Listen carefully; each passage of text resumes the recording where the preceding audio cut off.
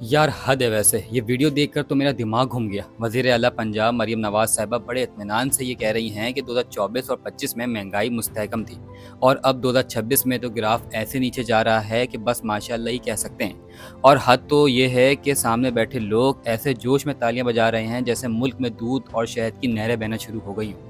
यही तो वो बंद कमरों की सियासत है जहां ज़मीनी हक़ाइक़ का कोई गुज़र नहीं। मरीम नवाज साहिबा के इस दावे पर अदाकार बिलाल कुरैशी ने जो रद्द-ए-अमल दिया है वो दरअसल इस मुल्क के करोड़ों सफ़ेद पोश लोगों की आवाज़ है।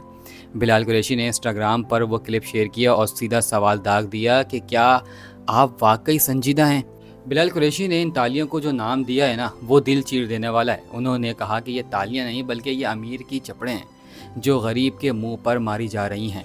भाई, जब एक बाप शाम को घर खाली हाथ लौटता है क्योंकि इसके दिहाड़ी से आटा और चीनी नहीं आ पाती, तब इसे ये नीचे गिरा हुआ गिराफ एक भयानक मजाक महसूस होता है। बिलाल ने बहुत तल्ख मगर सच्ची बात कही है कि हालात अब इस नहज पर पहुंच चुके हैं कि गरीब के पास सिर्फ खुदकुशी ही एक रास्ता बचा है।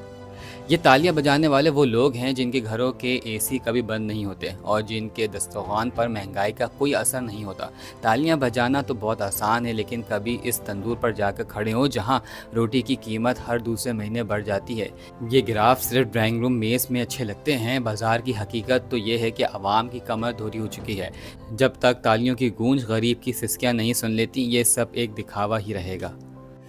सच कहा भाई, जब तालियां बजाने वाले खुद आटा खरीदने निकलेंगे तब इन्हें पता चलेगा कि ग्राफ नीचे जा रहा है या ऊपर जा रहा है। बिलाल कुरैशी ने हम सबका गुस्सा लफ्ज़ों में ढाल दिया है।